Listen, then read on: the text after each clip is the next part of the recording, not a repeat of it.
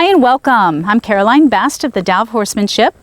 This is Everything Horses and More video series, and I'm with my lovely horse, Lovey.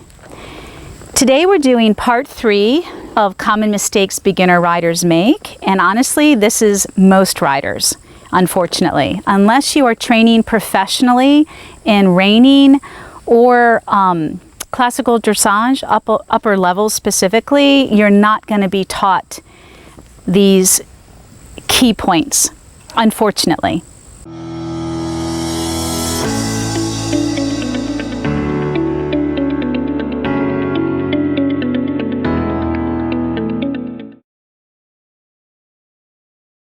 So this video is part 3 of a continued series, Common Mistakes Most Beginner Riders Make, specifically, where should my foot be in the stirrup?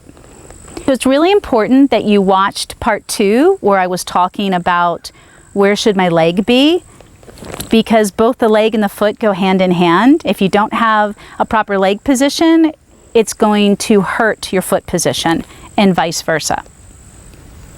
So in part 2, we discussed how important your leg position is to riding, balanced and feeling secure. In today's video, we are going to talk about the foot position and how, like the leg, it too plays a very significant role in riding with balance, flexibility, and fluidity. Too often we are told to put our heels down, our toes up when we ride. And that's in both English and Western riding. I believe that originated many years ago. Oh my gosh, maybe at the turn of the century, it originated with the hunter jumper and fox hunting. That was such a significant and very fashionable sport. I mean, fox hunting still exists today, but it was really the thing to do.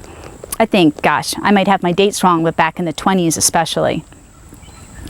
And when you're in a hunt seat position or you're getting ready to jump, you do want a shortened leg, a shortened stirrup, and you do need your heels down to a point. But how that ended up in most of our everyday riding instruction, I don't understand. It's sloppy, it's incorrect, it's misinterpreted, and it's definitely not helping the rider or the horse, especially the horse's back.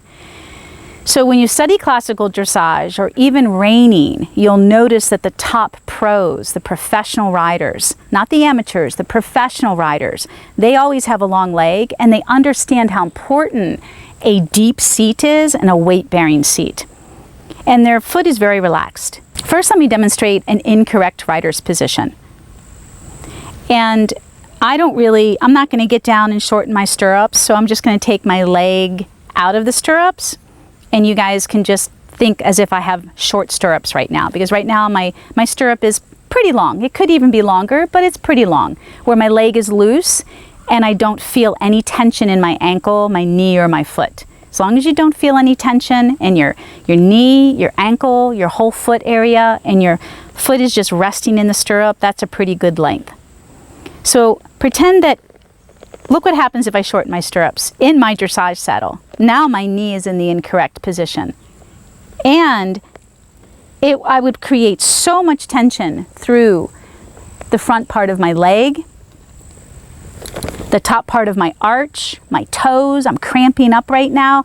Not to mention, I would have to almost pull my leg out and in front of me to lengthen it and to get the heel down and the toe up. And I already have a cramp back here. And look at how ridiculous my leg position is. And guess what? I see a lot of riders ride like that. Leg way far in front of them. You always want your leg underneath of you, and that was in the previous video. So here's the correct foot position. You want the base of your stirrup slightly behind the ball of your foot. And that is what is going to help you have a very level and parallel foot. I want my foot parallel to Lovey, meaning I don't want it here in front of me and toes up and heels down. We already went through correct leg position, so I want my leg underneath of me, and I want my foot like my hand parallel to Lovey, straight. My toe pointing straight. We also want the toe slightly turned in, just a hair. Enough for us to feel, if you just play with wiggling your feet like I am, toe out, toe in, toe out, toe in, toe out, toe in. If I just turn it in a little, I can feel, pay attention to what happens in your knee area. If I just turn my toe in a little bit, I can feel a little more contact with my knee to the knee roll.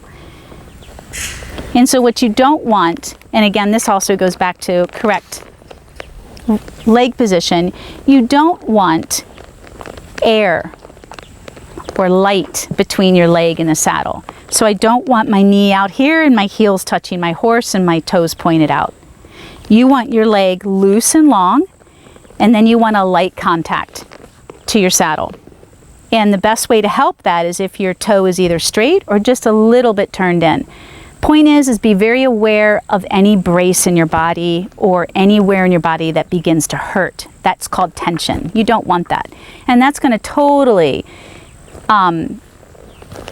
get in the way of your horse's ability to move freely underneath of you. So I'm going to go ahead and do some sitting trot for you all, and we'll walk. I'll get Lovey going with these bugs, and we'll walk, and you guys can just watch my foot, because as long as my butt is heavy and deep in the saddle,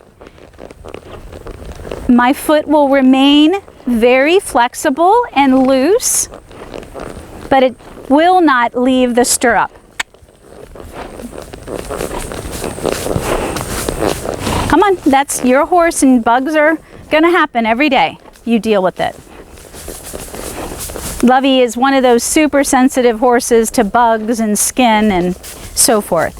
So how many of you have been told that your leg is either too loose and flimsy like a noodle, or that your foot is too loose when you ride? And when it's too loose, it falls out of the stirrup. So that's one extreme.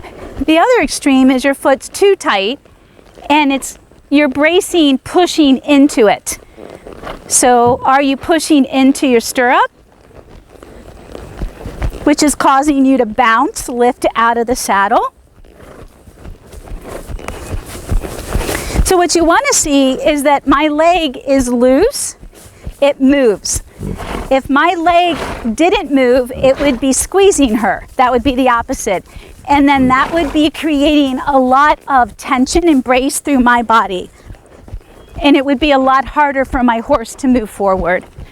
So you want a loose foot, but you got to find that balance, no pun intended, of having a loose, relaxed foot, yet a foot that's not real sloppy and moving all over the place. You don't want this. You don't want a busy leg. How many of you have been told that? Your leg is too busy because it's too loose.